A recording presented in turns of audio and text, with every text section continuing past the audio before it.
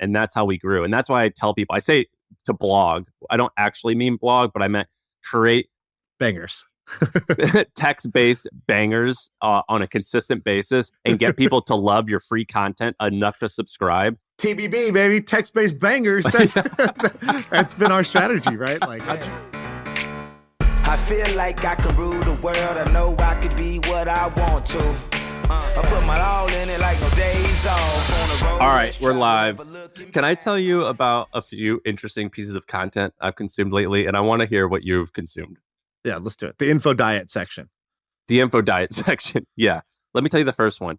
So I have been on a Scott Galloway kick. Scott Galloway has a podcast, and I think that's what he's more famous for than anything. But he started a few companies, but he's got this like one of his companies, L2. I think it sold for like 200 million. It was like 9 figures. He did this podcast called Scott's Personal Finance. I found it on YouTube, where he talks about like money and like how much money he has and what he spends it on. And he's like, this is all going to sound douchey, but I'll tell you, he's like, basically, I'm worth at least $100 million. He goes, I made it into the 9 figures recently. He said, I'm still incredibly anxious about money. It stems from childhood. He's like, we were just poor and I'm super anxious about it. But then he does something cool. He says 2 things that are interesting. One, he goes, I'm spending between $200,000 and $400,000 a month. And I moved to Europe. And the guy was like, why would you move to Europe? He goes, well, America's the best place to make money and Europe's the best place to spend it. Love that. That's great. Yeah, it was awesome. He goes, look, what I've realized is that I'm getting older. I don't have a lot of time to live. Maybe I have 40 more years or something like that to live. I'm going to spend it and I'm going to enjoy the hell out of it. He goes, it feels incredibly masculine for me to be able to provide these experiences for my family. And I'm doing it. He says, I spend around $100,000 to $200,000 a month now on travel. We fly private. We went to the World Cup. I brought another couple and their family just because I wanted to. And we paid for the whole thing. And he goes through this like really like detailed thing about spending his money. And another interesting thing he said, and I want to ask this about you. So he has had, I think, 3 companies, of which one was like a very big success and that it probably made him $50 million. But he said, I've made more money being on the boards of companies and the equity that they've given me than actually building companies. And what I'm surprised about is what he said is that I've made more money doing not my main thing, or at least what I thought was going to be my main thing, doing these like ancillary things. Has that proven to be true in your career yet? 100%. I wouldn't say more yet, but I've definitely seen examples of that. So I'll give you a very simple example of my life, and I'll tell you one that was from a recent episode. So in my life, I started an e-commerce company, maybe e-commerce brand 3 years ago, roughly. I can't tell you how many hours I've spent on this e-commerce thing. Like, it takes a lot of time to build a real company that actually has, real revenues, real profits that are significant. And there's a physical product, tons of energy goes into it. I have pulled out $0 and 0 cents from this business. Now, the business makes a lot of money, right? We're tens of millions of dollars in revenue, but I pull out $0. It all gets reinvested and all my time gets invested into this thing. And it is very labor intensive. So I haven't made much money from this. But one thing that did happen was along the way, I was like, such a pain. Like, I'm always on my phone. Like often if you message me, I'll be like, oh yeah, I'll send it to you when I'm back at my computer. There's like, I'm not just like at my computer a lot. And I wanted to be able to check on my store from my phone. And the Shopify app doesn't really make that very easy. Like, you can get in, you can maybe see your revenue, but you don't know how your ads are doing. You don't know how your Amazon store is doing. You don't know how your Google account's doing. You don't know how your Klaviyo emails are working. And so meet these two Jewish guys who are like, hey, we made this thing that's like a mobile way to manage your storefront for any e-com brand. They're like, we have an e-com brand. We built this thing for us. And I use it. I'm like, oh, this is great. And I'm like, hey, I'd like to invest. And they're like, oh, cool. Like, I think I was maybe the first investor, maybe second, something like that. Very cheap, like $5 million valuation or something like that. Do you remember what you put in? $75,000 to a company called Triple Whale. Was that all your money?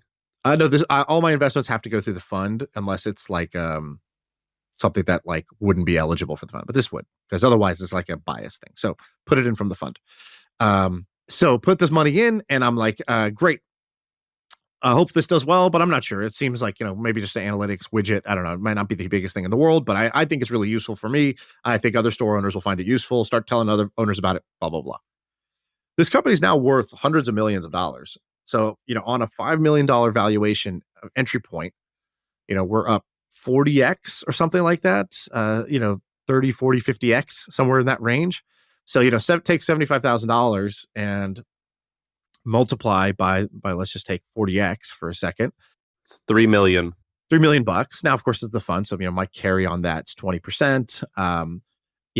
But it's also not done. This is just like, a couple of years in. If this becomes a $2 billion company, it's easy to see that I will have made more. And by the way, I invested in 6 other e-commerce SaaS tools.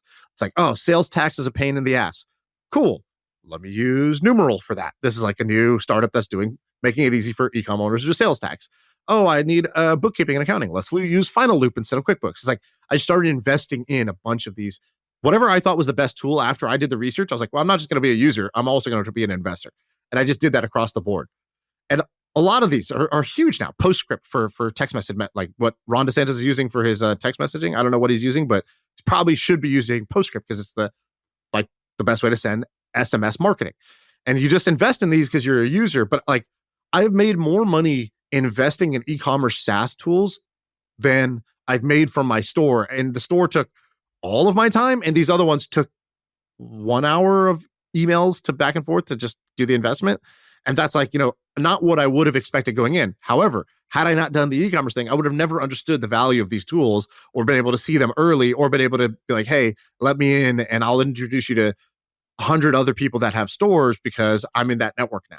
And so you made money in this, not what you planned to make money. You made money in this other weird way. Same way, Scott Galloway didn't make, he makes the money in his company, but then his reputation is where he gets paid to be on boards way easier and more money, especially when you count dollars per hour. I'll give you another example. We just did a podcast with Samir from Colin and Samir.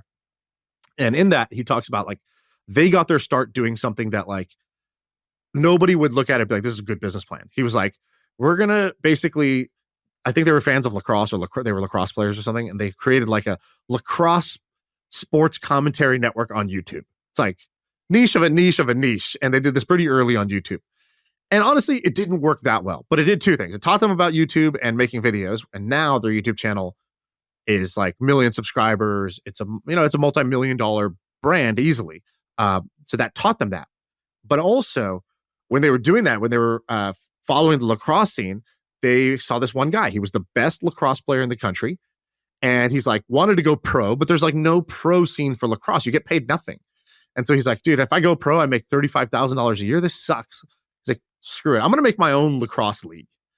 And this guy created his own lacrosse league. Well, guess who became the first investor in the lacrosse league? Samir. Because anyway, he's like, I didn't have a lot of money. I put in whatever. I don't know what it was. Let's pretend it's 10 grand.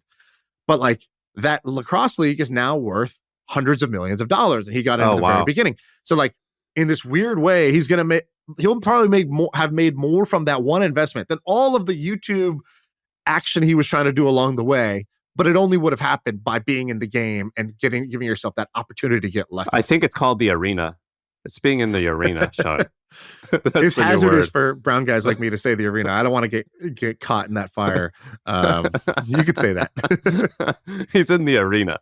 That's good. And by the way, that podcast was great. The second thing that I've consumed lately, I've been reading like crazy. So you and Andrew kind of got me turned on this. I don't really love investing, but I wanted to learn more about it. And so I read Warren Buffett's biography, not the one Snowball, because that's too long. It's 1,000 pages. This one's called Making of an American Capitalist. Have you ever read anything about Buffett? Back in the day, 10 years ago, I read a Buffett book, but I don't really remember it, to be honest. Man, I didn't really know anything about him, but there's a few traits about him that are crazy. The one, he's got this aw shucks demeanor. I'm from the Midwest. What do I know? I just... Super charismatic. He could be president. Yeah. Yeah, well, it's mostly kind of bullshit in a sense. The guy's a genius. He's the 1% in terms of IQ, in terms of horsepower. And there's this crazy story where he's helping to buy, I think it's Solomon Brothers, it's ABC. So he's buying ABC for multi-billions of dollars, and he's sitting at his desk And they're like, all right, let's work out the deal. He goes, oh no, let's just work it out right now. Like, and he's like, well, what about your analysts? Like, where are they? He goes, I'm the computer. It's all here. And he doesn't have a calculator. He doesn't have anything like that. He's like, we're going to do the deal right now. And I can just do it in my head. And he just memorizes all their annual reports and all their numbers. And then he like does the math in their head. He's like, Warren goes, if I can't do the math in my head, then I don't understand this deal and I probably shouldn't do it. So his IQ is crazy. The second thing is that his discipline is super strong. So before he had Berkshire Hathaway, he had a fund with like, I think it started with like $100,000 or something, not substantial, but it was growing 30% a year. And he did that for like 10 years. And in the 60s, he just shut it down. And they're like, why are you shutting this down? He's like, well, I just don't see any good opportunities right now. You know, like I said, I'm looking for good opportunities. I don't see any right now. So I'm just going to shut this down. And so he quit investing and had a little mini retirement. He's incredibly disciplined. And then the last thing is that he has super high integrity. So like he's only sued someone one time. And that time was when he gave a guy, a charity, $25,000, and the guy robbed him and he didn't actually provide the charitable work. That's the only time he's sued someone. And there was another time where he was being investigated by the Senate. They thought that he was insider trading because he did a few things that were like smart and he just made the right calls. And after investigating him for 2 or 3 years, they're like, hey, do you want to like join this committee on like fraud? Because you're really smart and you're like the most honest guy we've met. And he joined the committee. There's another time where he wants to, he's like in this country club and he's like, hey, why don't we let Jewish people in this country club? This is pretty ridiculous. And he's like, and the guys were like, look, the Jews have their own thing. They have their own country club. It's 100% Jewish. Let the Jews go there. So instead of putting up a fuss about it, he goes and joins the Jewish country club. He goes, hey, they integrate and they let non-Jews into their thing. I think we should do that to our thing. And that's like how he goes about doing stuff. He's like not confrontational, but he's like pretty slick. And then the last thing, I guess, is he basically, for the first like 40 years of his career, he only read annual reports. And that's how he got his information. So people are like, how are you so good? And he's like, dude, I just read like 5 annual reports a day. And all the information that I'm using, he's like, I don't even have a computer. I don't have a terminal. All the information that I use, any one of you out there can go to a library and get that same information. So super unique guy. So I've been very fascinated with him, but he's got one downside. Do you know he's like a shit family man, right? Right. Yeah. He has a very weird, a strange family dynamic. So what happened? So he got divorced. Yeah. But then he didn't get divorced. So his wife, Susie, she was like a hippie. And for some reason, he was into that. And they were married and he loved her and everything. But one day she goes, you know, Warren, I just want to go off to San Francisco and I want to do my own thing. But we're not going to get a divorce. And he's like, all right, cool. And she goes, also, I have my friend named Astrid. She's going to come over and take care of you. I thought it was her sister. It's not her sister. It's just a friend. It was like someone she was friendly with. Okay. And so within a week of Astrid taking care of Buffett, of Warren, they are like lovers and like she moves in and they like date. However, like they're all friends with each other. And so Susie's like, hey, Astrid, I think you should redecorate the house from when I did it. It's getting a little old. Like she gives her tips on taking care of him. And then like when Buffett has to go to like these big like presidential public meetings where he's meeting with Senate or whatever, Susie comes when he wants to go and do like some local stuff or like some stuff that doesn't require a lot of press. Astrid comes and they take turns. And every once in a while, if it's like a really big thing, they'll both go and they'll team up and they'll support him. It's very interesting and it's very strange. But he's not a very present father and he's super fucking cheap with his kids. So there was a time when his daughter was living in a really crappy apartment and she had just had a baby. And this one of Buffett's friends goes to check on her. And the daughter can barely see the TV because it's a little small black and white TV. And the friend goes, Warren, you should buy her a big screen TV, man. She just had a baby. She's sitting in this shitty apartment. Just buy her a fucking TV. And he wouldn't do it. He didn't want to buy her a TV. And it took him convincing he's like, I don't want to spoil them. And so he's really cheap and like, it didn't seem like the best father. I like that. There's one thing I always remember about Buffett that are like 2 things that I really like about Buffett.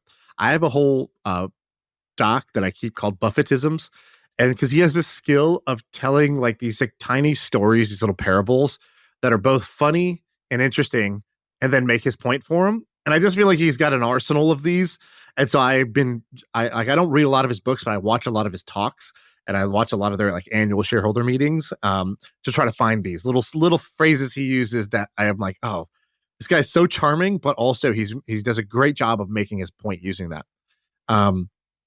Another thing I like about Buffett is he said one thing once that really stuck with me. He goes, the stock market, like people are like, why don't more people get rich? He goes, because they don't really understand how the game works. He goes, the best rule of this entire game with the stock market is that you don't have to play.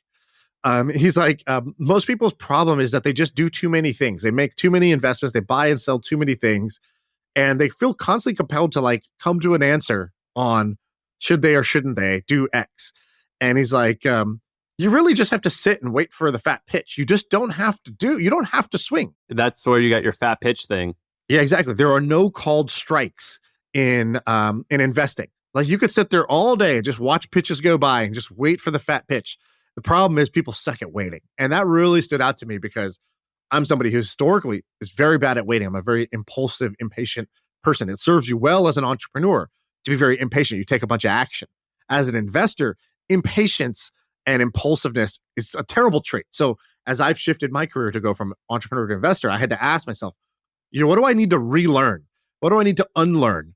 What served me as an entrepreneur that's not going to serve me as an investor? And let me make that conscious switch. And that was one of the key switches that I realized I had to make.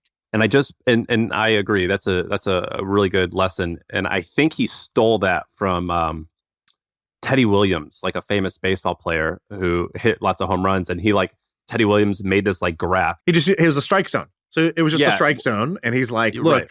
My batting average, if I hit a pitch in this bottom corner, is pretty low. I might make connection with the pitch. It might be a strike, but my batting average is low.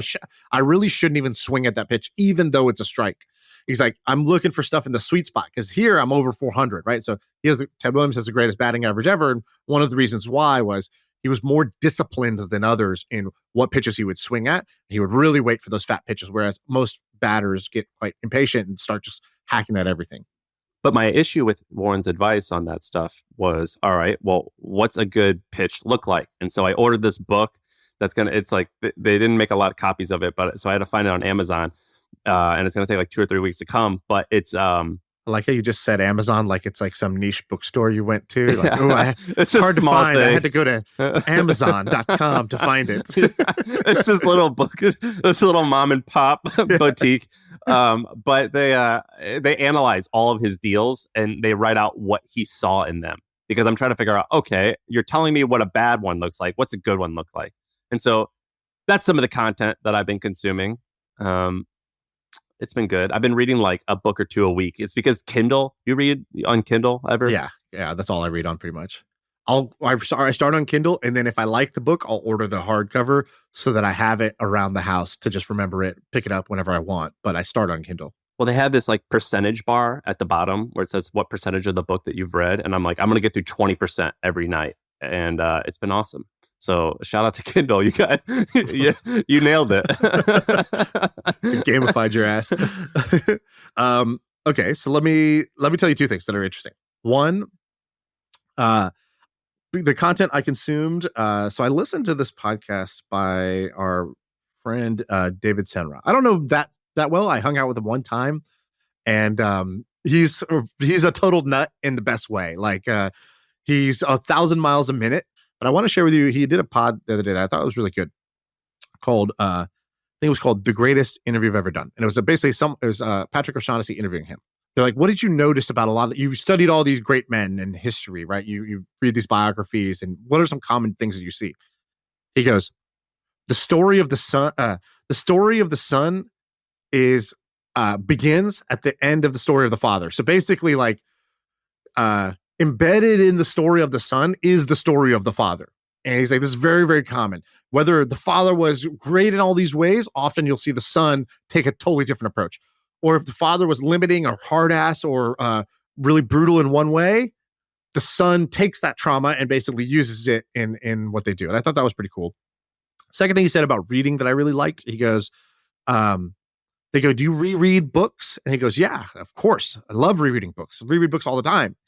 And, I think a common thing would be like, oh, isn't that kind of a waste to like read what you've already read? It's like, you've already read that book. It's the same thing. Why not read something new? And he said it really well. He goes, I read books like several years apart often. And he goes, the words are the same, but I've changed. Huh. He's like, I'm a different guy than I was when I first read that book. So the second time I read it, I've had years of life experience. I've read 100 other books. I've had all these things that I've done in my life. And now the same words mean something totally different to me, or I have an elevated understanding or memory, or a different thing stands out to me. I thought that was a really great insight on rereading, because I'm a big fan of rereading. Like, I'd rather find a great thing and soak in it versus trying to just move on to the next and count the number of books I can read in a year. And I thought that point he brought up is one that I really never heard. I also thought that he did an amazing job of almost like building his like personal story. So he said it really well. Why'd you start doing this? Like, why did you start this this whole thing where you're reading all these books and you're doing this podcast? Like, how did you even have the inspiration for that? He goes, look, man, my childhood was not the best. Like, I grew up and my parents did their best, but they weren't necessarily the best. He goes, I'm the only person in my family to ever graduate from high school. And he's like, I wanted to be successful, but everywhere I looked around me, all I saw was the wrong answer. All I saw was what not to do. I didn't read just as a hobby for fun. I read because I was looking for the answers. I wanted to know what to do, because all I saw in my life was what not to do.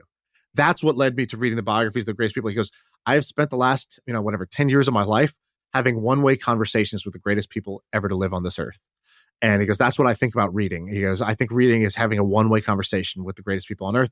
And he goes, and the podcast, people are like, why'd you start a podcast? I don't know, man. I didn't even start it. He goes, this is just an obsession. I'm just studying these people. I needed a way to put my thoughts down.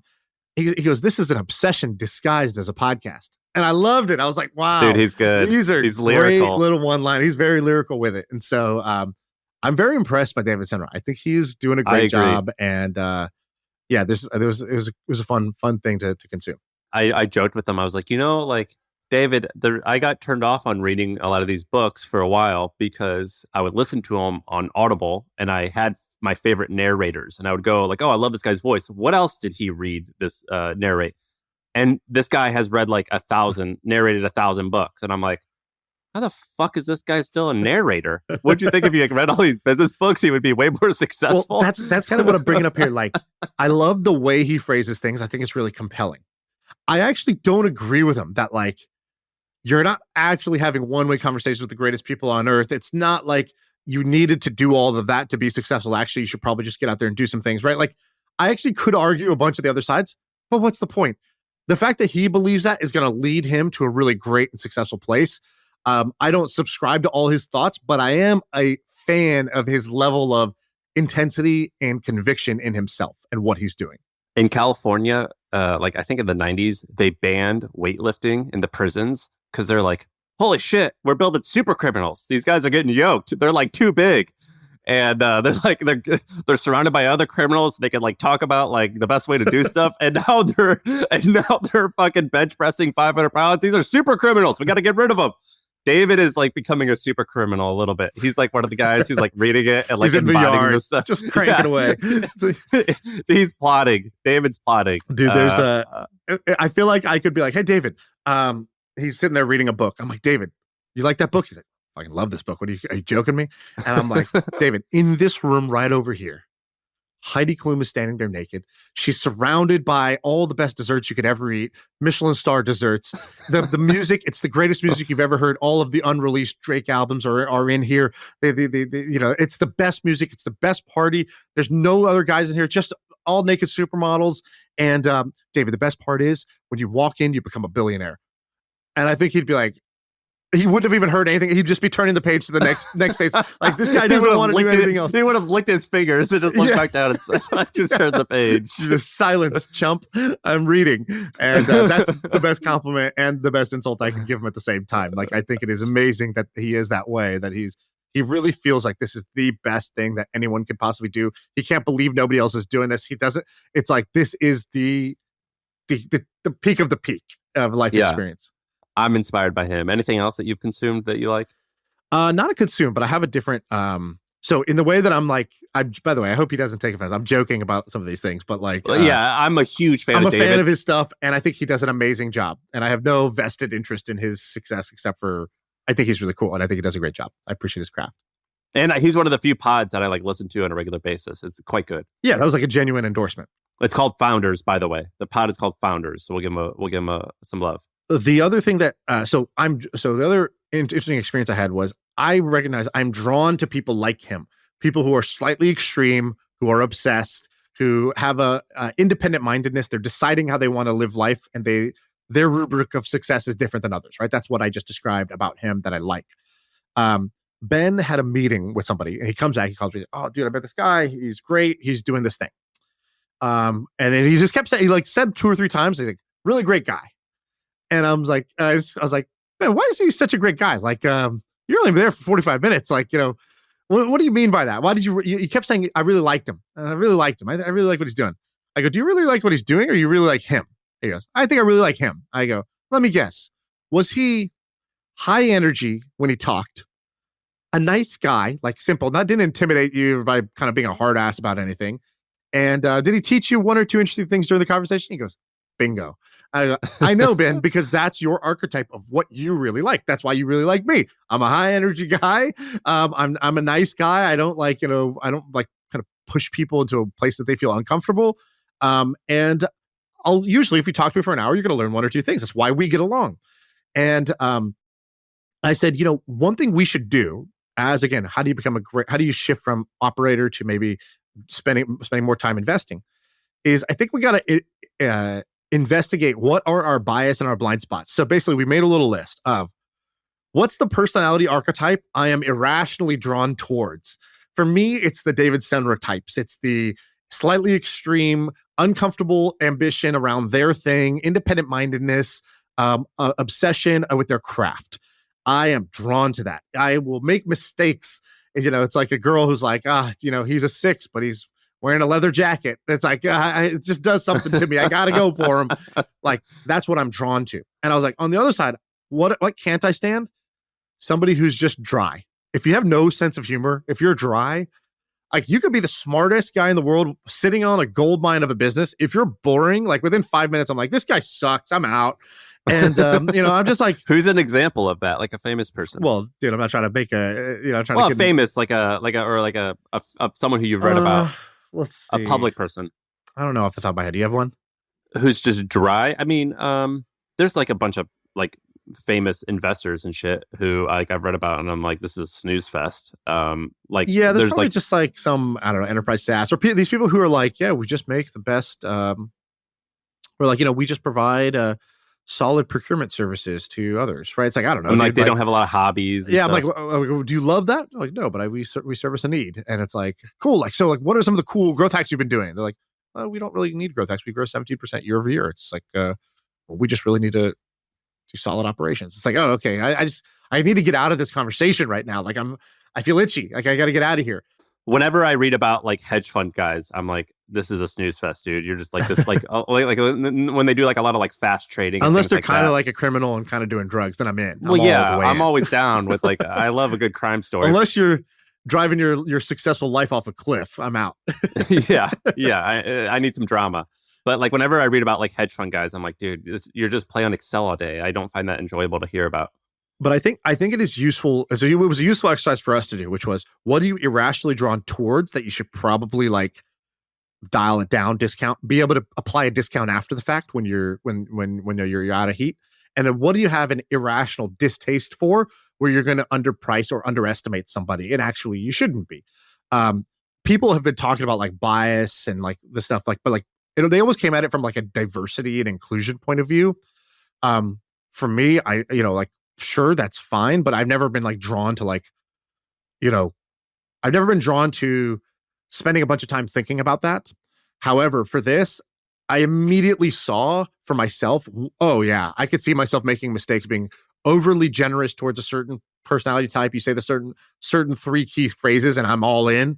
And I'm kind of repelled from these things, even though I really shouldn't be. It's actually like, I don't need to be your friend. I just like, if I'm investing in you, I don't need to think you're cool and want to hang with you. I just need to be able to understand what you're doing and invest in it.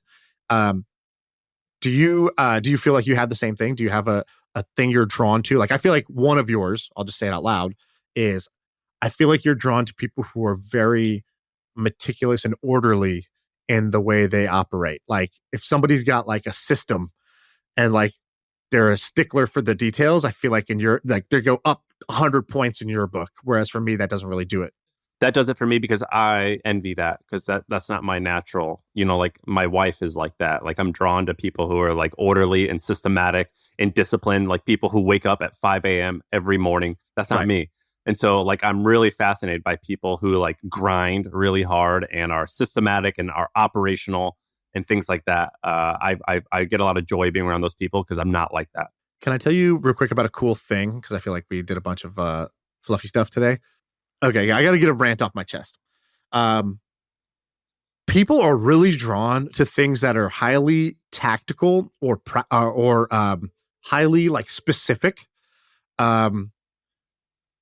versus and complex versus things that are simple but might be a little bit airy. Let me give you an example. When I was in LA, we did a bunch of those dinners with founders, and I think I said this in my debrief, but I'll point it out again. People, the conversation would inevitably go like you have a bunch of people who've all sold their company. Everybody in the thing is successful by traditional measures, and the conversation would always gravitate towards two subjects, like kind of health and longevity, or just like kind of like being a happier person, some sort of like quality of life improvement. Rich guy problems, rich guy shit. Because like, oh, I've already made it, but yeah, I feel like I'm not as happy as I thought I would be. So then what?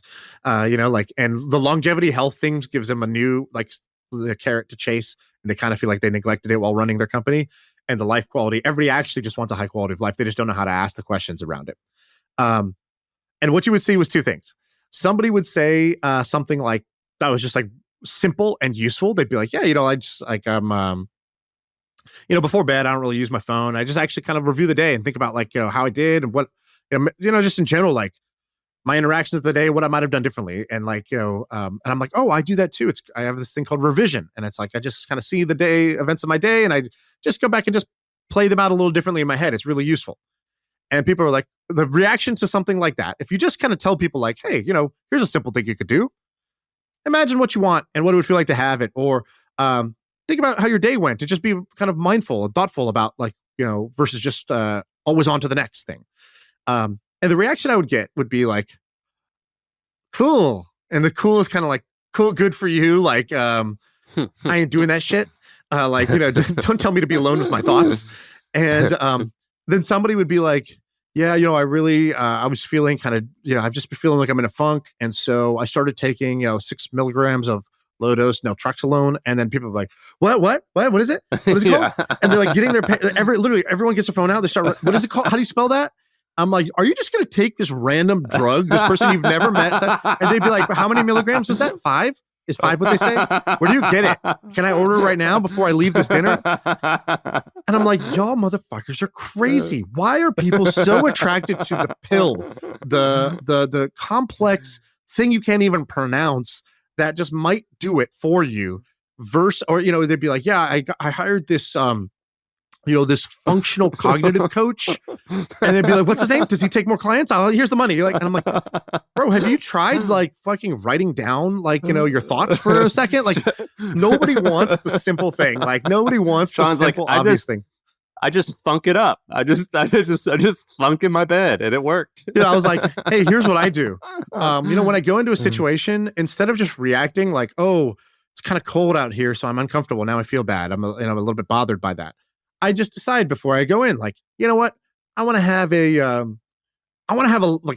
playful experience. I want to have a laughing experience right now. And then I was like, I decide that. Then I go in and I have that. I look for those moments and I create that experience for myself. It's pretty amazing. You could just do this. You could just decide what experience you want and then go have it. And they're like, okay, can the next person say like a pill that I could take? Like some new nootropic that's going to help me? Like they're like, all right, Shah, but can I put that in my body intravenously? Like, does it come with needles or do I buy them? I'm just like, y'all are insane. You're insane. Or this guy's like, he's like, I really want to like, what's that? This equipment. Oh, I bought all this exercise equipment. I'm like, bitch, do you walk? Do you even have like 30 minutes a day? He's like, no, I don't exercise. I don't have time. but I'm building out this home gym, and I'm building it out. And I'm like, you could just do push-ups on the floor, right? You don't have to first buy $10,000 of equipment before you can work out. Like there's no gate to pass. You can literally just do 10 push-ups right now. In fact, let's do that right now. And people are not ready for simple action that doesn't require like a magic bullet solution. And it annoys the hell out of me. I'm like, are you guys is everybody around me insane? That's how I feel. Well, like when people say magic pill, I definitely automatically get interested because like I would like that. Like why they say shortcuts like it's a bad thing, but it's like yeah, I mean if I can get to my destination shorter and faster, I'm in. That's the funny. Thing. They're not even shortcuts. Literally, this shit that I was talking about, this low dose fucking whatever it's called, no Draxalone, I don't know what it was. Because guess what? I don't care. Don't need it. But I was like, so does this work? Like, if you felt like an amazing difference? The person was like, no, you have to take it for 6 months first for your body to acclimate. I'm like, you're getting hosed. Like, okay, honestly, I don't know what this drug does. Maybe it's useful. Maybe it's a specific thing. I'm kind of jokes aside. But for that person who, got it prescribed, maybe they needed it. For the other 8 bastards at the dinner who were like immediately trying to order it, I was like, y'all don't need this. Like, you don't need that right now. That is not the answer to whatever hole you're trying to fill right now. Like, there is no chance that is the correct first step you should be taking. Well, I think we talked about like the different types of procrastination. Like there's actually good types of procrastination, which is like the forgetful scientist who like forgets to like shower or like put on the right pair of socks. It's like, that's all right. He's doing the big things right. That's okay. And then there's like the bad type, which is like making plans that don't need to be planned, or like buying domain names, or like going back and color coding it afterwards. Like, dude, it's okay. Like, yeah. Or like in this case, it's like buying pills when it's like just 10,000 steps a day will do the trick as well. But that's really funny. That's a good story. I would have liked to have seen you in that room. Yeah, I was just like, you guys are nuts. But okay, now to satisfy I like this stuff.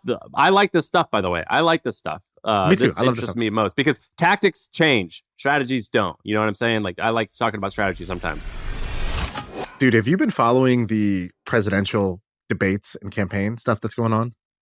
Did you watch the Republican debate? I watched the clips. So everyone is. It seems like the Vivek is. Wow. There's 2 ways to say his name. And one is the right one is the wrong one. And you just came with a third, Vivek. Holy! It's wow. Vivek, right? Vivek is the way you say it. So some people say Vivek, and you went. I don't even know where you just went. Dude, that's like correcting me if I say it like Lady Gaga. So, are you a big Lady Gaga fan? I mean, come on. He was like Vivek? He was like the star of the debate. Because he's just look at him. The guy is like a debate champion. It's like what this guy is trained to do. But he's still polling like, I don't know, 10% or something like that. So I think it's all. I mean, I think Donald Trump's going to win. But I did want to tell you a funny thing that I remembered when I watched that debate. You watched it? Oh, I love watching. I don't care about politics, but I love watching fights. I would not have thought that. I love the debates. I love the strategy of the debates. I love watching. It's content creation. I just love watching the strategy that these guys take into it. I couldn't care less about who gets picked. Couldn't care less about their policies because they don't care about the policies as far as I'm concerned. To me, it's a popularity contest, and I like to see who markets themselves better. I think there's a lot to learn from that. But one of the things that's I remembered was back in the day, I was working at Monkey Inferno, and I used to work for a guy named Michael Birch. And Michael Birch is a very interesting guy. He has built and sold multiple companies. So he sold Bebo famously for $850 million. Of which him and his wife owned it. So they own almost the whole thing. Yeah. So it was a huge exit for husband and wife couple. Before that, he had built another social network, sold for a few, single digit millions of dollars. So he kind of made one, sold it for a few $1 million. Then as soon as the non-compete ended, he created it again. He's like, oh, now I know what I should have done the first time. And that became the $850 million exit. But he also created Birthday Alarm, which is a company that had millions of dollars in cash flow every year. So he had multiple wins. Very interesting guy. But ever since the big Bebo acquisition, he created this idea lab, but he kind of transitioned to a different phase of life almost. He was like, I'm not like, what do I care? It's sort of like, I angel invest, but like, does it really matter? Like I kind of already won the money game in a way, right? He wouldn't say that, but you could just tell it's not like his heart was in that. Is he a billionaire at this point, you think? Even that, he's like, I'm not really a billionaire, but who cares? Like I got, like he's at that 5'10", 5'11" range. And like, those guys want to be 6 foot. He was just like, that's pretty much 6, right? Yeah, with shoes. So he's like, he's at 800 million or 900 million or something like that. He's like, I don't know. I don't really keep track of it. Does it really matter? It seems like overkill to care about something like that. That's a nice billionaire response. He did 2 interesting things. One, he built a private members club in San Francisco. So he bought a old candy factory that was 60,000 square feet that was abandoned because it needed tons of like seismic retrofitting. Nobody wanted to put in the millions of dollars it would take to retrofit this place. He did it. And he built a members club. So if you go to San Francisco, you can go to this place called the Battery. And it's like Soho House, but for San Francisco. Built that thing into a real juggernaut. Like it actually like totally came to fruition. This idea that seemed kind of crazy and he had no experience in. He had never done hospitality, never done any of that stuff. One time I went there and I saw a booth of 3 people and it was a ball, like imagine a monk wearing like the Dalai Lama, like orange outfit. Like he was bald headed and sandals with like a black guy that looked like a rapper. Like he had like gold chains on and like 6 shoes. And then this blonde haired lady and they were all leaning in, having a conversation. And I was like, this is just the funniest place I've ever been to. Yeah, that's like the start of a joke. A monk, a rapper, and Sheryl Sandberg walk into a bar. No, but that's what I saw Leonardo DiCaprio there. Tons of famous, Elon Musk, a bunch of famous people go there. Anyways, so that was one thing he did. But he always had these like random ideas. And once in a while, he would just be like, Shaan, I have an idea for you.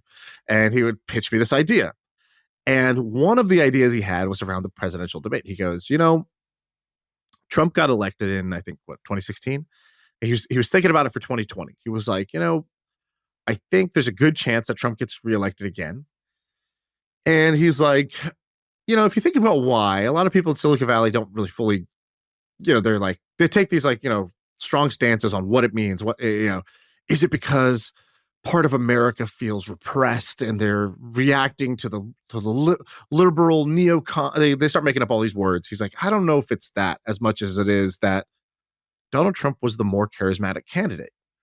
And he's like, if you go back and you look throughout time, he's like, in every debate, every race, if you go back to the last like 12 elections, which is like, 50 years or something like that, the more charismatic candidate tends to win. Not always, but tends to win. And they're usually like tall, not ugly people. Yeah, he was just like, the more charismatic candidate wins. So it's as simple as that, right? Like maybe you're charismatic because you're really good looking and you're, maybe it's that. Maybe it's that you got the gift of gab and you're like, maybe an Obama or a Reagan or something like that. Clinton, somebody who is just seen as very, very charming. People always felt that about Bill Clinton. So he's like, the more charismatic candidate tends to win, even though, there are other reasons why you might pick, why pick John Kerry over George Bush. Actually, George Bush is the more charismatic candidate versus John Kerry or Al Gore or whatever it is. And so he's like, I think that given that that's the case, he's like, I don't think that should be the case, but I think it is. I don't think you're going to be able to change that. He goes, I feel like what the Democrats should do is they need to put forward the most charismatic candidate they can. And I would say he turned out to be wrong in that they put Joe Biden, who's one of the least charismatic candidates, and he won almost because the vote was basically Donald Trump or not Donald Trump. So I actually think it was a bit of an anomaly. I actually think he was correct. And you're seeing this right now. DeSantis has more experience, had the machine behind him, had the track record, but he's just not charismatic. He doesn't have that jus. He doesn't have that sauce. And so a guy like Vivek can come out and he's a better talker. He's got more energy. He's got better one-liners, zingers. He's willing to take stands that will draw attention to him. And he's the more charismatic candidate. He's driving up. So Michael's idea was, let's create a TV show. He's like, just like the way we did American Idol and we did, The Apprentice. Why isn't there a show called The President? And we literally just cast people who want to be the president, but we give them an avenue. He's like, because right now the candidates all come from the machine. It's like, the party is going to kind of push their favorite candidates forward, and this is based on how controllable they are, how likable they are, how much time they put into the party. And he's like, I don't think that's necessarily putting the strongest candidate forward, especially if you looked at this most charismatic candidate. So he's like, why don't we create a show that's going to take 12 hopefuls, and it tells their story. The show works almost like a Survivor or an Apprentice. Every week they go to a new city. Maybe they go to some coal mining place in wherever, West Virginia, and they're going to talk to the coal miners, and there's sort of a challenge. Like they have to prepare a speech or talking points for what they would do to help those people. And then those people kind of vote off the weakest candidate. And at the end, you're left with the most charismatic candidate. And he's like, that would be a challenger to whoever the Democratic Party is naturally going to put up. And I loved this idea. I was like, this is a crazy idea. And he's like, yeah, my friend Marc Burnett, who created Survivor, like he could be the producer of this, and we could put this together this way, and even if it doesn't work, like I think it would just be like a worthwhile attempt and an entertaining way to do this. Versus like, if I really want to get involved in politics, the reason I don't is that's a sort of a very it's not it's a laborious and sort of painful endeavor. This would be almost a fun version of like a way to try to bring some influence to it. What do you think of this idea that I just remembered? Did it go anywhere, or is he just goofing around? So he wrote a memo. It was a very well written memo. Is that the rich guy version of buying the domain name? yeah. He wrote a memo. He showed it to me, and I'm like, yeah, this is great. And I think he was like, okay, if I'm going to do this is going to take some real kind of like social capital to do. And I think he kind of was like, maybe not. Maybe my life is amazing as is. That's his version of like when the remote is just a little bit too far when you're laid down and you're like, I will sleep with the TV on. Yeah. But I've loved this idea, and I'm saying it because I think that more business people should apply their kind of creative and entrepreneurial talents outside of just creating yet another business. So I liked that he was taking his creative and entrepreneurial spirit to be like, oh, what if I did a TV show that would influence politics? I thought that was cool. And I think more people should do that. The second reason is I kind of wish this idea existed. And I totally think this would work if somebody created it. So what's funny is like, because you, and I've complimented you with this, but this is actually a criticism at this point. For this particular point, this is compliment Sampar special. I don't even know what that meant. Should I prepare myself for a compliment or an insult? Just tell me that.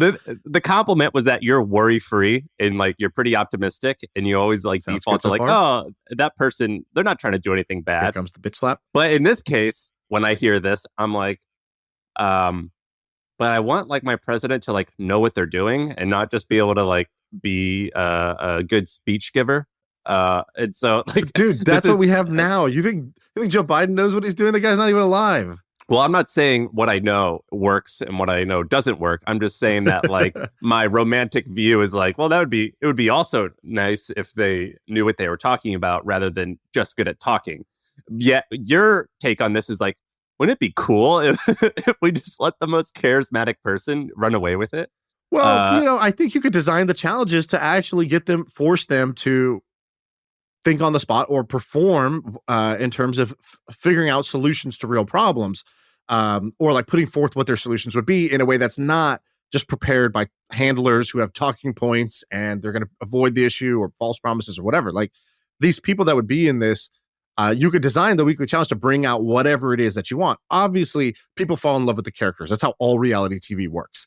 You fall in love with the characters. However, you could fall in love with them as they're trying to do certain things. In the same way that The Apprentice would test you for, can you figure out how to sell? Can you figure out how to organize a project or manage a plan? I think you could put people through a battery of weekly challenges that are not just, are you good at kissing babies and shaking hands? But like, that's part of it. But there could be other parts of it that, the show decides is like, what are the attributes that a president needs, or the qualities, or what do we wish we could see them doing to be able to assess their abilities? I think the cynical person would say, well, we should look at their track record serving in government. Yeah, cool. But that doesn't happen. It's not really what happens. It's not really what works. If that worked, Trump would never have beaten Hillary. She had spent her whole life in politics. She was by far on paper the more qualified candidate. But America didn't get to see that. They didn't get to appreciate that. All they saw was what gets put forward today, which is debates and campaigning on social media or on TV. There's this funny story about JFK when, do you remember what the Cold War was? It was in the 60s where we thought that Soviet Union and America were going to bomb each other. Yeah. There's this story where JFK, John Kennedy, goes to Soviet Union and he meets with the president or the leader of Soviet Union. And at the end of the meeting, the leader was like, you're a really nice person. You kind of remind me of my son. I guess we could be cool. You seem kind. And I read that story and I was like, oh, I guess charisma really does matter a whole lot when it comes to diplomatic stuff. Just being likable and being hey, let's just calm down, let's be friends. It definitely Tony is important. Robbins tells the story. I don't know if this is real or not, but who was the president during the Cold War?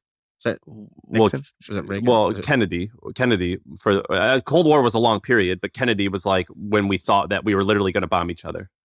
Okay, I feel like it wasn't Kennedy he was talking about, but Tony Robbins tells the story. He goes, I had a chance to talk to former president, whoever. Let's just pretend I know or care about presidential history. Sure. And he's like, the Cold War was happening and he went to go see, I think it was Cold War. People who actually know about this are gonna, you have full permission to beat me up in the comments. So he goes to see Gorbachev and they have a meeting. And the meeting is not going well. The hope was we could de-escalate, but actually the meeting was sort of tension. And neither side wanted to give, and they were sort of getting more dug in and more stubborn in their stance. And this would be Ronald Reagan. Reagan. All my married men out there know when this happens. You think you're going into de-escalate, but actually both sides are what Sam Parr calls dug in. And the tension is escalating. He doesn't know really what to do. And he goes, how did you do it? He's like, something happened in that meeting that worked. What was it? He goes, well, we hit that point. I said, this is not going to work. And I got up and I walked out of the room fast, stormed out of the room.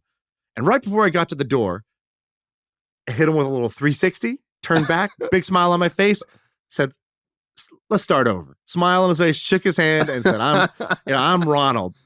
And, I really appreciate these things about you. And he turned it, he just basically broke the frame for a second and used a little bit of charisma, a little bit of playfulness in order to reduce tension. And then they had a conversation. Now, I have no idea if this story is true. Tony Robbins told me this. I believed it in the moment because it's a great story. And why let the truth get in the way of a good story? If it is true, that's unbelievable. If it's partially true, that's really cool. If it's totally made up, whatever. It's okay. Still, the story still serves its purpose. It is a very useful technique to be able to do this, to be able to use a little bit of charisma and playfulness in order to diffuse a situation or to break through any deadlocks that exist, whether it's in business or in personal life.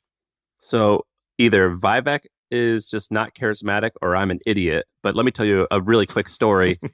I have, so I've turned down 2 presidential candidates to either come on this pod or speak at my events. The first one was Andrew, what's his name? Yang, the guy, the math guy. So he emailed me, I think in 2015, being like, hey, I want to come speak at your event. And I don't know if the podcast existed then, but he's like, or if you guys want to write about me in the newsletter, I'd love to do an interview. I run this study test prep company. It did okay. And now I'm running for president. And I was like, oh, you're insane. You're going to make me look like a fool. Just this nobody guy who run a mediocre business running for president. I can't interview you. That hurt my credibility. Well, turns out he was a serious candidate. Or at least he made it in the top 10 or whatever. The second time this happened was Vivek. Lady Gaga. It's not, is it not called Fajita? It's Fajitas. Fajitas. So Vivek DM'd me on Twitter a year ago, and he was like, hey, would you guys want me to come on the pod? And I stiffed on him hard. I thought this was because he had his Twitter picture was him in a suit with a nice smile. Stuff it, nerd. You're not coming on the podcast. Well, and I think I was researching Martin Shkreli, and I was like, oh, and his bio said he was in pharmaceutical industry or something like that. And I was like, oh, this guy's a charlatan. He's so good looking. He's got a nice smile. This is a crypto guy with abs and a Ferrari. I can't take this guy seriously. And I just said, what do you want to talk about? And I tried to stiff arm him to make him prove himself. And he replied, and I ignored him.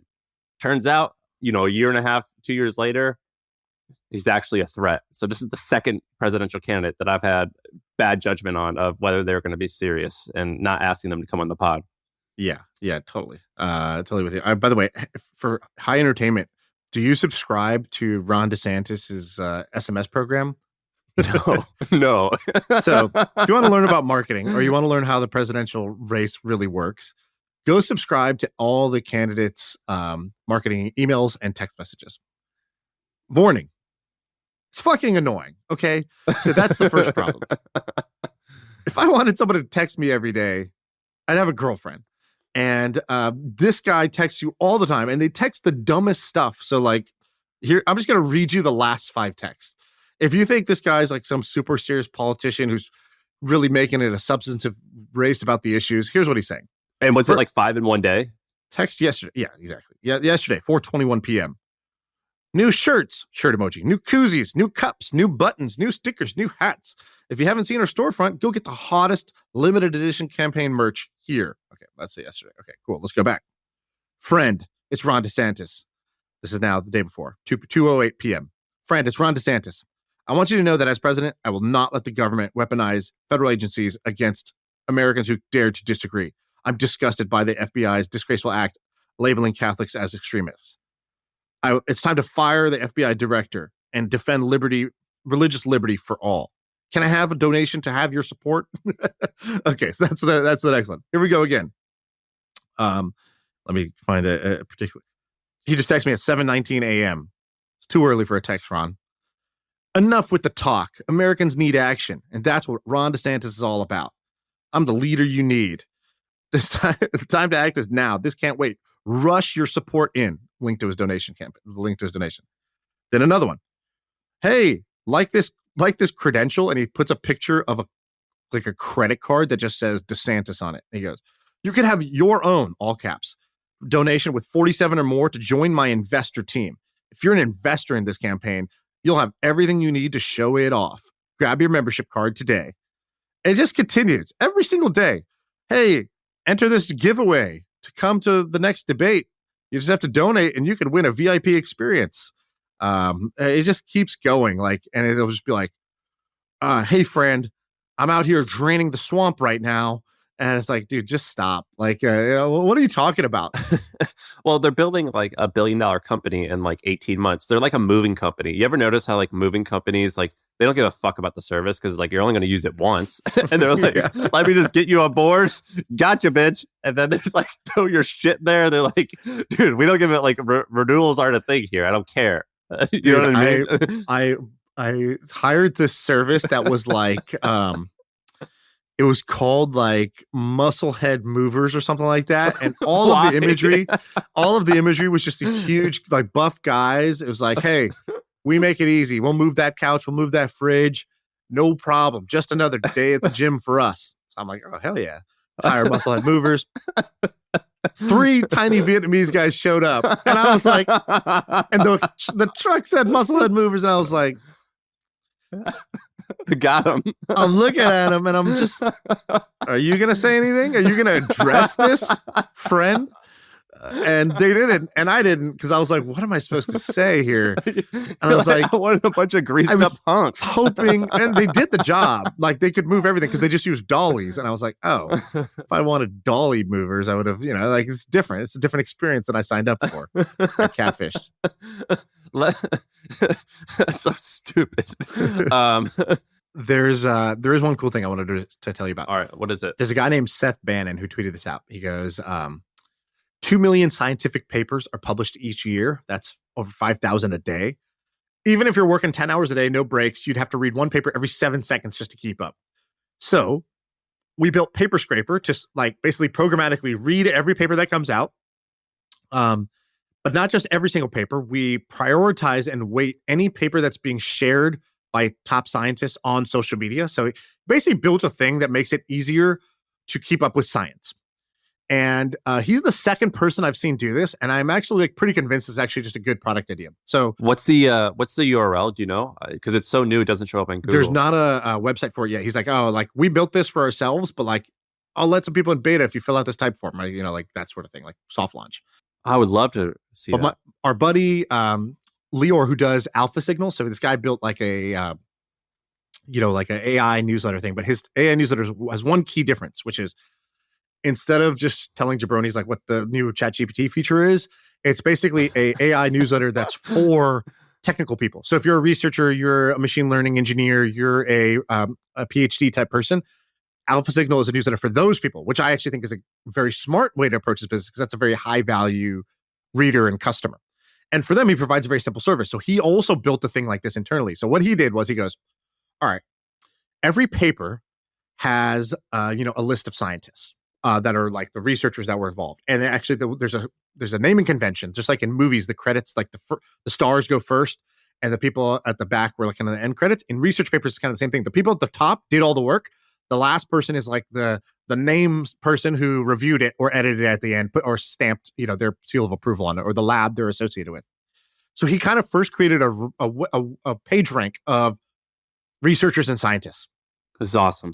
Then he's like, cool. Awesome. Now when a paper comes out that has one of them in the name, or those people on social media share a paper, I immediately know this is probably an interesting paper. So that first creates a hit list. He gets alerted, like alert, top scientist has shared. By the way, paper. Page rank is what Google invented. It's how they know what to show up on the top of Google. Page rank is categorized. Like there's a bunch of different measurements. The biggest measurement, or they don't even tell people, but it's theorized, or maybe they even said this though, but which is how many people link back to your website. Yeah, how many other reputable websites link to yours? So every website has an authority. So let's say New York Times has a high authority compared to ShaanPuri.com, right? And so if New York Times links to some other website, that tells Google that other website might be and also a high authority site. It increases its authority. If Shaan links to it, it increases it a teeny tiny amount. And so that's how Google basically figured out what's the right webpage to show when you search a question, who has the most authority to give you the answer. So this guy for Alpha Signal, Lior, did this for scientific papers. So he's like, who are the top scientists? What are they sharing? What are they linking to? If they're linking to something, that's an important paper or an interesting paper. Then you take the interesting paper, feed it through his LLM, and it gets summarized down into 4 bullet points. Like what was the finding? What was the methodology? Who are the scientists? And what's the kind of like key takeaways from this? An Alpha Signal is only for like AI topics? Correct. But I'm like, dude, this is a generalized product that's actually just really interesting. Like your method to create this newsletter is more interesting to me than the newsletter itself. Yeah. And Paperscrapper is the same idea, just from a different guy approaching it from a slightly different angle, which was same thing. Like basically trying to figure out what are the important papers that are coming out. So of the 2 million papers, or of the 5,000 that are published every day, which 3 should I care about? Which 5 should I care about? And then of the 5 that I care about, what did they actually mean? And what do they say? Yeah, they're really hard to read. They're so really dense. hard to read. So I think this is a really, really cool product idea. And then he also built like a thing called Spin Out GPT, which was basically like, it's like ChatGPT. You can ask it questions about things that might could we commercialize this? Or like, would this work in cell culture or tissue? And then it'll go look in the paper and find, did they do it in cell culture or tissue? And it'll answer to you that way. So it's almost like being able to talk to research papers, or talk to a very smart person that read all of the research papers.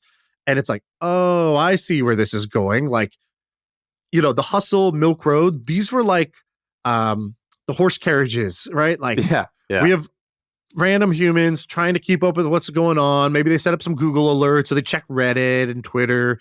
And every day they make a list and we talk about it, and then they read it and they summarize it as good as they can. And then the pitch was like, it's like your smart friend explaining what happened in crypto that day. Or yours was, it's like your smart friend explaining what happened in business news that day. And this is like your fucking genius friend that read every scientific paper ever. And you can ask it any question in any variation and it will answer. You're like, oh, that seems pretty powerful, huh? It's like, we're on our horseback and just like a car just flew by. Like, whoa, what the hell was that? But what about my friend Greg? He no, by the way, I'm happy. I would not want to be in the newsletter business right now. Which is so funny because everybody's following us into the newsletter businesses now. Like now it's like, peak hype on newsletters. And also the way that people are acquiring users. Like I just subscribed to Seth Bannon Substack, and like right after I subscribed, it said, "Do you want to subscribe to these 18 other newsletters?" And it's auto checked, and I almost accidentally clicked like yes. It's like, and they're all like, "Whoa, look at my newsletter growth! It's insane!" And it's like, dude, anyone on Substack that's talking about your newsletter growth, you're full of shit. Is my answer to you. Like, you are absolutely full of shit. It's like people think they're filling out a CAPTCHA and they're actually subscribing to 19 newsletters like at a time. It's insane. That's why, you know what I like? Beehive has a good feature. They did a feature like that that's actually legit, which is their thing was you have to manually be like, who do I want to endorse? But also they have this thing, I forget what it's called, like Sparks or some shit like that. But it's like you can pay to acquire newsletter subscribers. Like all of us know the best newsletter subscriber you can get is somebody who already subscribes to other newsletters that are similar.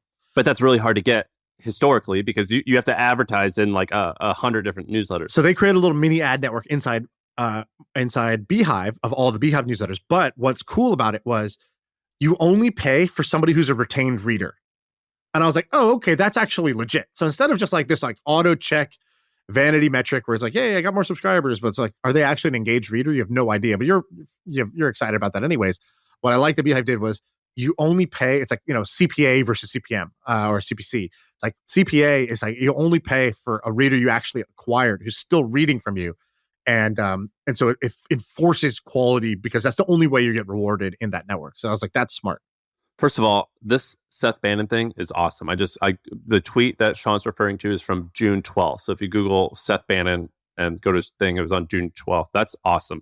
He filmed the video in like an amazing place. Like it looks like a TED Talk almost, but like with like an IMAX style screen explaining his concept. I don't know if that would be a good business. I'm nervous about people building businesses right now on top of OpenAI because I'm like, they're just going to crush everyone and just do it themselves. But this is awesome. And second, to reiterate, I'm happy I'm not doing a newsletter as my main thing right now. It seems really, really hard. And like, I remember at The Hustle, we had one daily newsletter and then Morning Brew's strategy was to launch more. But my thing was like, fuck, but if we have more, our main thing was going to go down. Like, they're not going to open 2. They're not going to open 3. Now, people, if the numbers are true, are subscribing to dozens. And I want to know, is the engagement even remotely the same? It seems really, really, really hard. It seems way harder. Yeah, I think it's a lot like podcasts. Like, how many podcasts do you actually have in a regular rotation at any given time? Yeah, it seems hard. I mean, with newsletters, it's easier because it only takes 3 minutes to skim it. But it seems really hard to get people's attention with the newsletter right now. It's just so funny so I got the idea for a newsletter because I had my friend Noah Medora and then my other friend Noah Kagan. They were like, they had one foot into the startup world, one foot into like the internet marketing world. And I was like, oh, this internet marketing world, they love email and they use it in sometimes shady ways, but let's just see if we can do it a legit way. And people are like laughing at that. Now it's so cool, but also that people take it seriously, but I'm so happy I'm not doing it. It seems way more challenging at the moment. It seems really hard. Yeah, I think the best will still win because, the best tends to win in everything. So it's not that the door is actually closed, but it's definitely much harder than when you started. When did you start? 2015, 2016? Yeah. I got the idea of doing a newsletter and I started it in 2014, but it became what it was on May 19th, 2016. A great day in history. Well, I always remember that because it's the day before 420. So it was always easy to remember. But yeah, and it was like, I remember like I originally started it as a conference. And if I had 2,000 subscribers to my conference newsletter, I think I made $50,000 in conference ticket sales. And then when I had 10,000, I think we did 150,000 in ticket sales, something like that. And like the engagement was quite high. And then I remember people back then saying, I think Gary Vaynerchuk, I talked to him one time. He was like, dude, my newsletter, we had a 99% open rate because no one else was doing newsletters. Yours is only 40%. It's so much harder. And I was like, oh man, I wish it was easier. Now, I don't know what those numbers would be like, but I think it would be hard to make that amount of money with as few subscribers today as it was. It was easier then. The other thing that's funny is, or I guess the other thing that kind of reminds me of is I wish people would see kind of your early blog posts, or we should do kind of like a trip down memory lane of some of our projects, because you're incredibly good at creating content and writing.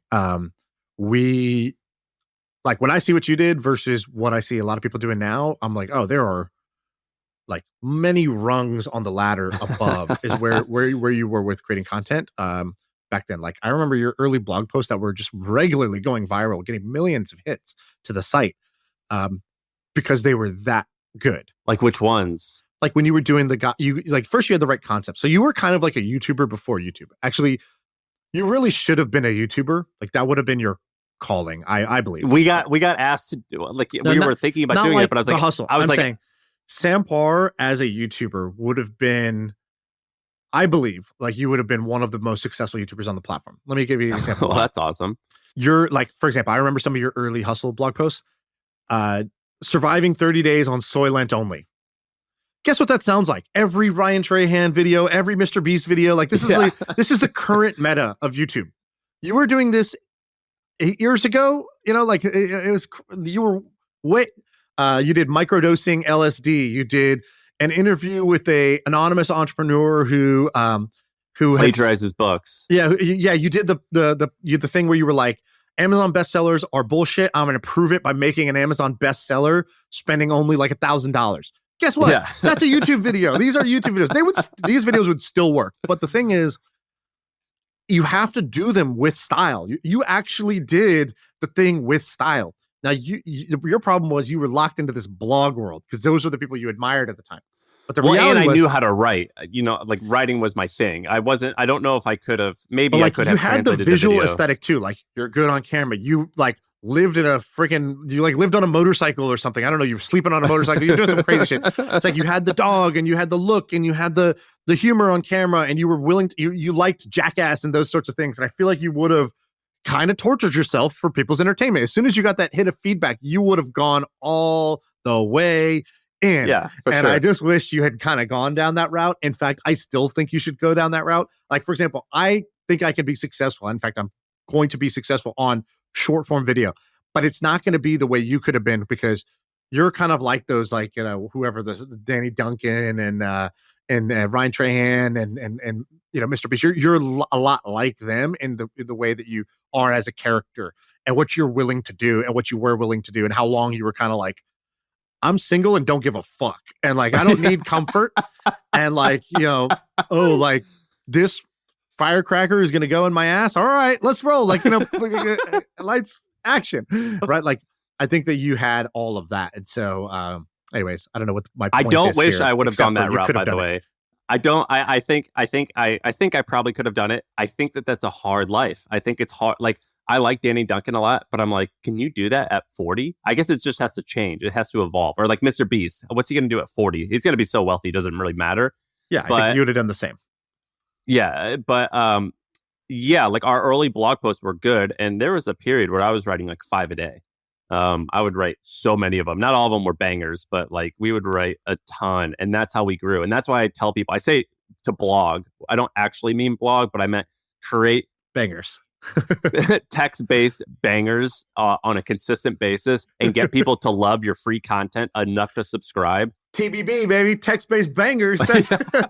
That's been our strategy, right? Like, how'd you, like for me, when we wanted to grow on Twitter, it was like all the advice was you got to be consistent. Well, guess what? I'm like the least consistent human being on earth. Like, if you weren't super consistent and a real hard ass about like, we're going to record this every Monday, every Wednesday, at 9 a.m., every single week without fail, no matter what, there's no way I would keep up this schedule, right? Like, I only do that because you're my friend. I don't want to let you down. When I'm on my own, I'm inconsistent. And when I wanted to grow on Twitter, I was like, look, all the conventional wisdoms, you got to tweet every day, multiple times a day, find the right time of the day, be consistent, be on brand, have a single message, do a call to action. I'm like, dude, I ain't trying to do all that. That sounds like hard. Sounds like the lame version of success. And I agree, it's probably right, but like, I didn't want to do it that way. And my way was text-based bangers. It's like, I basically had like 6 viral tweets that grew me to like almost 400,000 followers. It was literally just 6 tweets, basically. That did crazy? The bulk of the growth. It's like the Clubhouse one, the Metaverse one, this one about Elon Musk, this other one. It's just like, that's all it was that got me like kind of all the growth. And then I've just like several weeks in between posts. I'm completely inconsistent. Well, what I told people was, like, my team and like myself when I was starting the hustle, I was like, everyone says it's a marathon, not a sprint, but you're kind of just telling me that you just don't want to work that hard. And if you look at the world-class marathoners, that's going to feel like a sprint to most people. So that's just kind of like how we're going to live our life, which is like, it is a marathon and it's run so fast that it's going to feel like a sprint to most people. Right. This is a marathon, not a sprint, but we're Kenyan. And so we're going at 5 mile. My last 5 minute mile. Pretend you're your last name is Kipchoge. You're going to be a Kenyan. You could be Bekele. You're an Ethiopian, but we're East Africans here, baby. We're going to run fast. And I think, but I prefer writing. I think that it's more fun to be in a quiet zone late at night and just bang it out. And it feels a little bit more artful. It felt like I was in my zone of genius a little bit, whereas with video, it feels like sometimes you have to perform. And I felt that writing was a different type of performance that is more enjoyable to create for me. Yeah, sure. Dude, surprise, surprise. Man likes his choices and defends them. By the way, look at my person shirt. Thinks that what they did was the correct thing. Shocker. I did live life. Look at me when I was fat and selling hot dogs, man. I was that YouTube life. It just, without the camera. I was telling Sarah, I was like, I'm nervous about going to Westport or like Connecticut or like if we're going to move to the suburbs. And she's like, why? I was like, well, one of my favorite things to do is like, so every day I like to go to this gas station near my house and get a Diet Dr. Pepper and loiter. Slim I just Jim? like this. Yeah, I get a Slim Jim and a Diet Dr. Pepper and I'll like dab it up with like the clerk. And then I'll just sit and see the regulars like, what's up, man? Redell, what's good? How are you? Like, I just like to loiter. You just like to do hood rat shit, man. Yeah. And I was like, Connecticut doesn't have like hood rats or they have like gas people that stations. pump your gas. Yeah. Right? I was like, what am I gonna do? Like, where? Like, I want to watch people buy lottery tickets and scratch offs and like smoke Black and Miles. Like, where am I gonna hang out with? Like, I need the smell of like the woods. They call it, like the blunts. And where am I gonna do that? Like that's how you get like good ideas and you like see interesting people. So yeah, dude, think about how many incredible podcasters there are that just don't podcast, but they just chop it up sitting on steps like all day. And just or talking to random people that come by. Like, can you imagine how good those people would be if we just put a mic in front of them? They just don't know. Like they're just like, it's like those like kids who are like incredible basketball players somewhere in Africa that we just don't know. We haven't found them yet. Like, just imagine the dudes that just stood on the steps all day, just shooting the shit. That like Joe Rogan is lucky those guys don't have a microphone. And they just like sit outside of a gas station, like reading newspapers. I always thought it'd be funny if you like walk up and you overhear their conversation and they're like, dog, you better diversify your bonds, man. Like the Dow's down. Like they're just having like the most academic conversations ever because they read newspapers all day.